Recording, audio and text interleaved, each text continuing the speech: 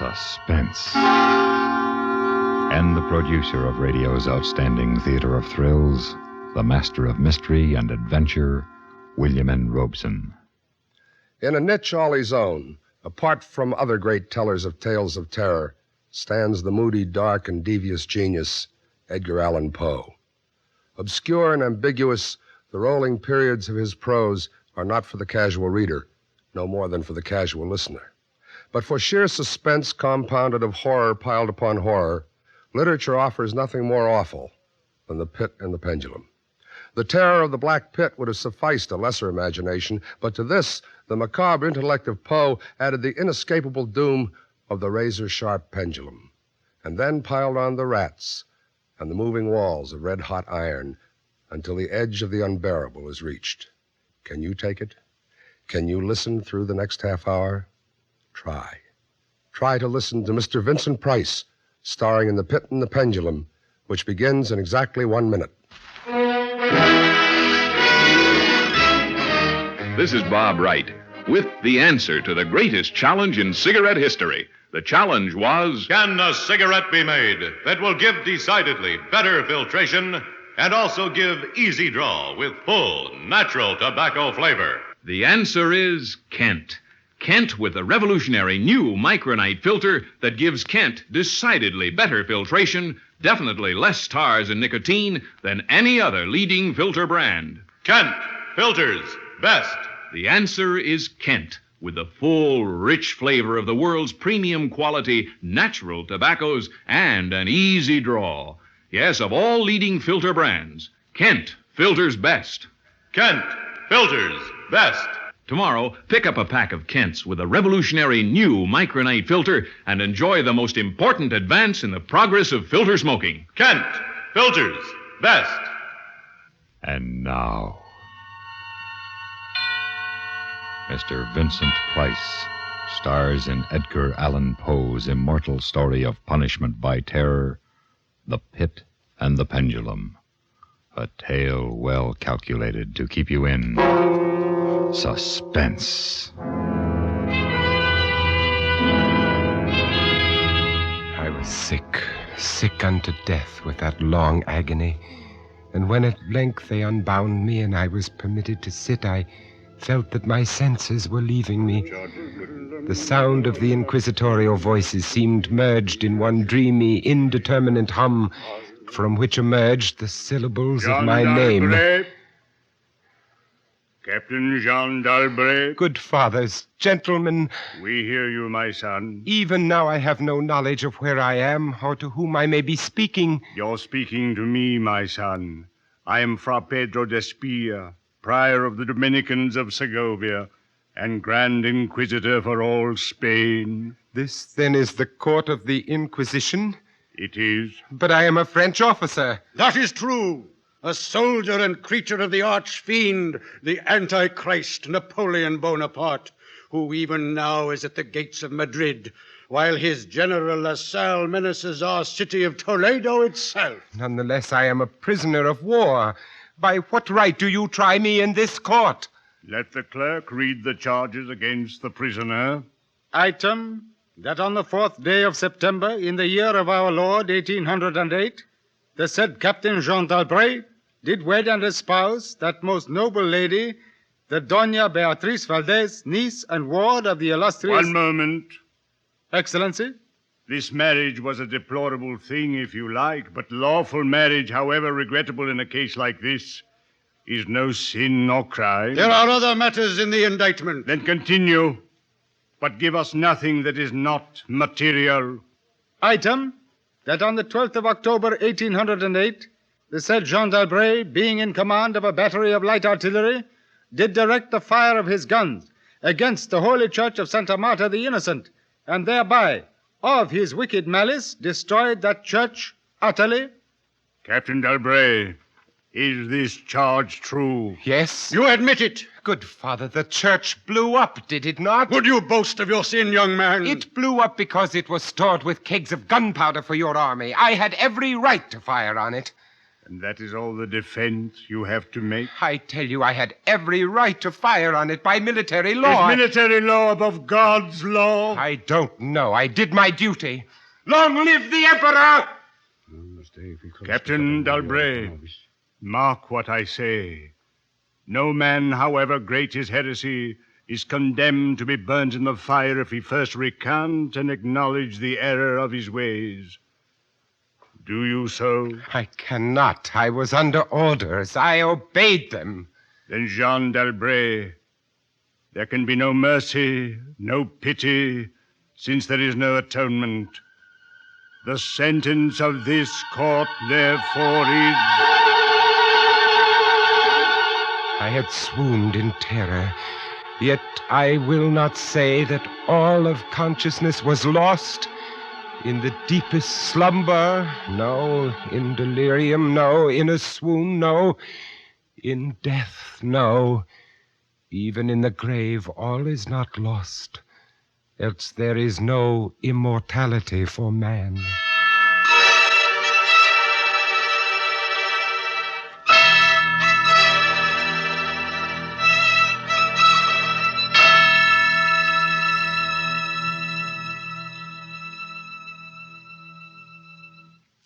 In a moment, we continue with the second act of Suspense. But first, some big news. From bold new Pontiac, the bold new Pontiac, the bold new Pontiac is here. With a Pontiac front seat that lets you in the back seat. Pontiac automatically moves up then back just like that. Pontiac automatically. A portable radio that pulls right out and plays all alone. When you plug it back in, it's a car radio, high fidelity too. What a nice tone. Set your speed on the new speedometer, Pontiac automatically. If you go too fast, a buzzer goes buzz. Pontiac automatically. More good reasons you love the bold new Pontiac. Pontiac automatically. The bold new Pontiac is here. And now, Mr. Vincent Price in The Pit and the Pendulum by Edgar Allan Poe. A tale well calculated to keep you in suspense.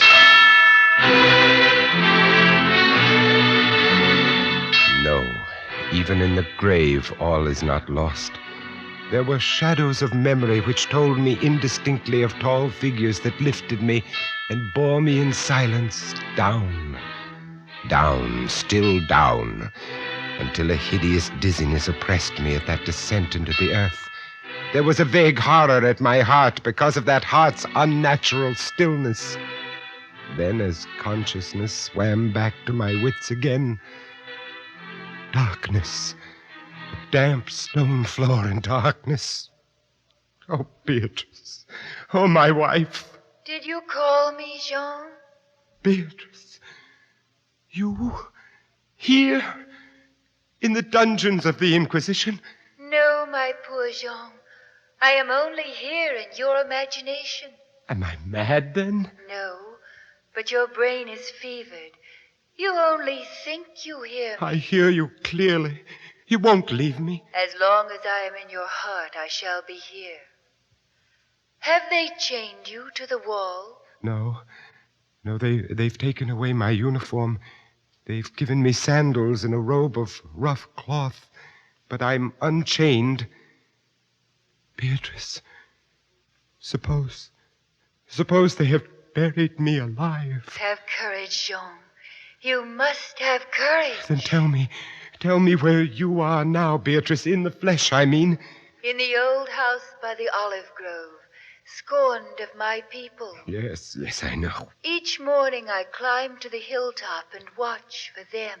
Yes. Sometimes I think I hear gun wheels rumble in the hills and long moving columns with the red dust rising about them. Go on. First come the heavy cavalry in plume-crested helmets, on their flanks wheeling like hawks, light hussars in blue and scarlet. And behind them, in a glitter of bayonets, as vast as light points on the sea, rank upon rank, the long gray coats and tall bearskin caps. And the old guard and the grand army. It's only a vision, my dear one. They do not come. Will they ever come, Beatrice? I cannot tell. Then I must face what has been prepared for me. Can you stand up, Jean? I think so. Then walk. Yes. Walk as far as you can. Measure the limits of the cell if this is not a tomb. I'll try, Beatrice. I'll try. This robe impedes me, and the floor is treacherous with slime, but I'll try. Look out! Oh. Jean! Oh. I'm all right. I fell on my face. The robe tripped me. What, Jean? But my hand is in front of me, lower than my face, but I feel nothing. Nothing, Jean. It's a pit. A deep circular pit, and I fell on the very edge of it. They would have had you walk into it. Yes. But you didn't. You're saved, Jean. Saved, Beatrice. Saved. My torture has been merely postponed. At last, a deep sleep fell upon me, a sleep like that of death. How long it lasted, I know not. But when I opened my eyes once again, I could see. Yes, see. My prison was large and lofty, its walls formed of massive iron plates.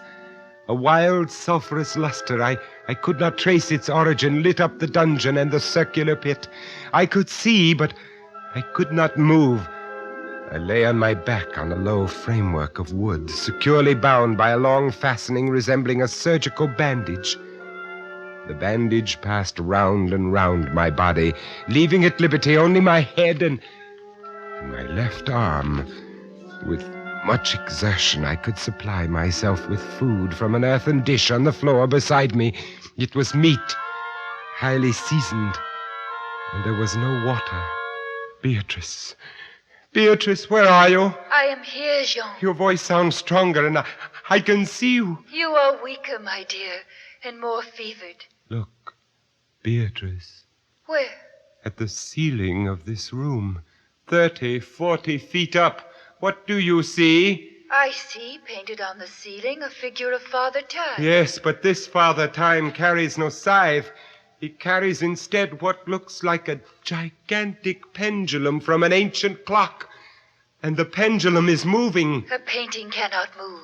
But I swear the pendulum did. It swung a little back and forth, just like a real pendulum. Beatrice, take care! Take care of what? Take care of the rats from the pit. They're swarming out in dozens. You can see their eyes glitter. What do they want? What do they want? They have caught the scent of the meat in the dish beside you. They'll not get it. Go! Go away, you vermin! Au revoir, Jean. Au revoir. Beatrice, where are you going? I can hardly hear you. You are sending me away, Jean. I'm sending you away. My poor loved one. You can't bear to see the rats running about my feet, can you? Even when you know I'm not here. Beatrice. It is true, Jean. You are sending me away. Yes, it's true. In a cell swarming with vermin, there are others I would rather see here. I would rather see. If you call me Captain d'Albret, then in spirit I am here. Go. I command you, Fra Antonio, go! Not until I have first told you what is in store for you. Which is?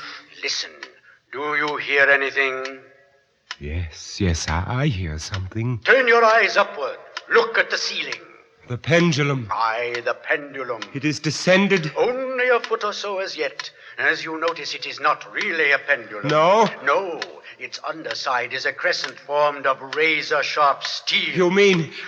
A ponderous weight, Captain d'Albret. Its movement is slow now, but soon it will take on momentum. It will swing wider and wider, and with each broad movement, it will creep a trifle lower.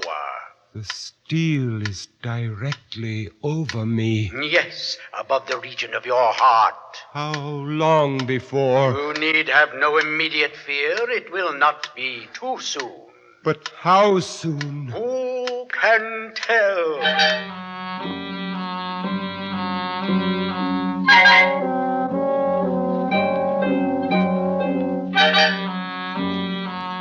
Minutes, hours, days. Who can say how long it was? It might have been many days before that hideous blade swept so closely as to fan me with its acrid breath. Down, still unceasingly, still inevitably down. The sharp steel flashed past within 3 inches of my chest.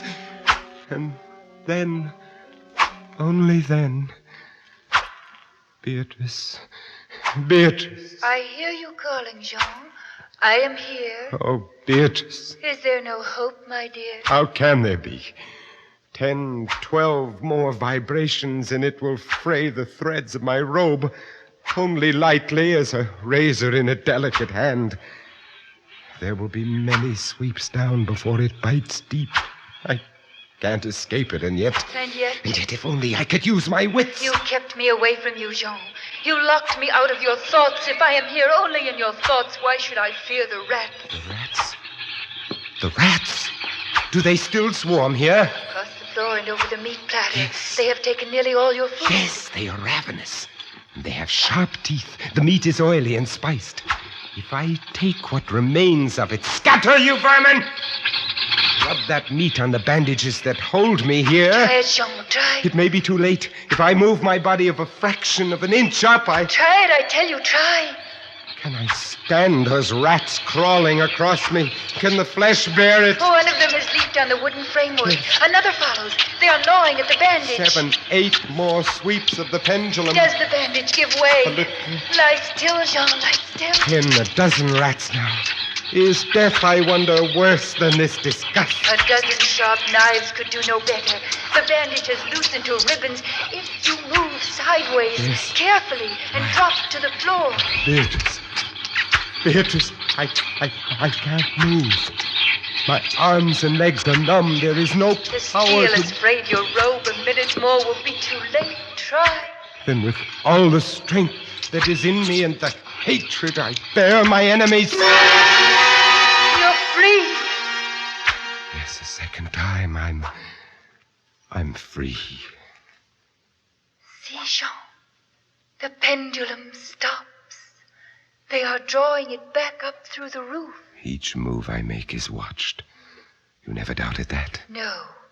Yet with all they could do to you, they have failed twice. They will not fail a third time, my dear. Listen. What you hear? A groaning, a grinding as of metal. It is only the cogwheels of the pendulum. I think not, Beatrice. Why not? It seems to come from behind these iron-plated walls. It seems to shake the dungeon as a mill wheel might shake at it. Stand up, my poor Jean. Get up off your I knees. can't endure any more.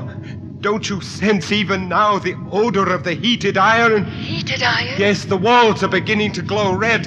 Oh, Beatrice, I have been much humbled, but I won't have you see me in tears. I order you to go. Jean, in the name of Yes, heaven. in the name of heaven, go.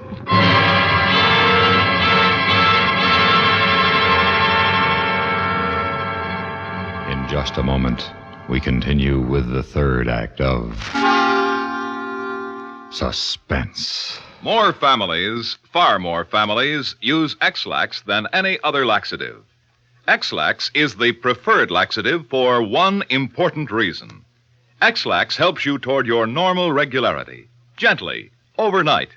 Today, many doctors recommend trusted X-Lax for youngsters as well as grown-ups. That's because X-Lax gives you the relief you want, the gentle way that nature wants, without upset. When you take chocolated X-Lax at night, it does not disturb your sleep. And X-Lax is so effective that the next morning you'll be well on your way toward your normal regularity. Seldom, if ever, will you need X-Lax the next day. Little wonder that of all the laxatives made today, tablet, powder, or liquid, X-Lax is the most popular. Next time, Any time that you or any member of your family needs a laxative, make that laxative pleasant-tasting chocolated X-Lax. Introductory size, only 15 cents. And now, Act 3 of The Pit and the Pendulum, starring Mr. Vincent Price. A tale well calculated to keep you in suspense. Suffocating heat pervaded the prison. I could draw no breath of air into my lungs. Against the lume of that fiery destruction, the thought of the pit and its coolness came like balm. Does the pit please you, Captain Dalbray? You again? Do you find its contents pleasing? Not the pit. And how shall you avoid it? Look! This dungeon has changed its shape. That is true. The walls are closing in. It was formerly a square, and now it is flattening slowly towards the center to force me into the pit. Of course. It will force you along with me. Again, apparently, you must be told, Captain Dalbray, that you are speaking only to your own sick fancy. I am not here at all. Farewell. Now flatter and flatter grew the red-hot walls. I shrank back, but the closing walls pressed me relentlessly onward toward the loathsome pit. At length, for my seared and writhing body, there was no longer an inch of foothold. I screamed once. I tottered on the edge of the pit. I averted my eyes. Then there was a discordant hum of human voices, and then a loud blast of many trumpets. The fiery walls rushed back. An outstretched arm caught my own as I fell fainting into the abyss. It was that of General LaSalle. The French army had entered Toledo. The Spanish Inquisition was in the hands of its enemies.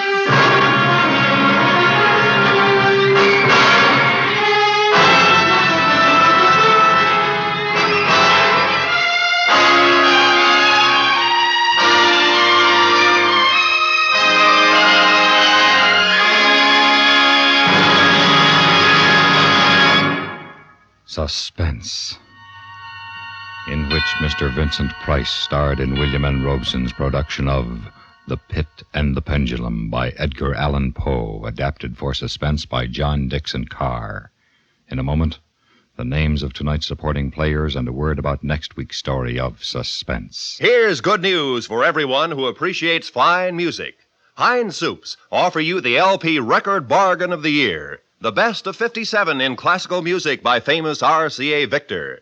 It's a genuine Red Seal LP of $3.98 quality, yet it costs you just $1 in cash and 4 labels from any of Heinz condensed soups. That's right, just a $1 bill and 4 Heinz soup labels. Think of it, 43 minutes of the world's great music. Highlights from 8 RCA Victor albums, performed by famous orchestras directed by Morton Gould, Arthur Fiedler, Fritz Reiner, and others. Here's the only way you can get this wonderful 12-inch record. Send a $1 bill and 4 Heinz soup labels to Best of 57, Box 57, Rockaway, New Jersey. I repeat, Best of 57, Box 57, Rockaway, New Jersey. Send for yours right away. Supporting Mr. Price in The Pit and the Pendulum were Ellen Morgan, Jay Novello, Ben Wright, and John Hoyt. Listen.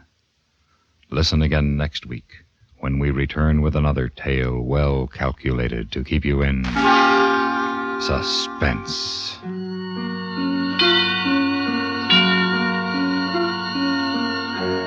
America listens most to the CBS Radio Network.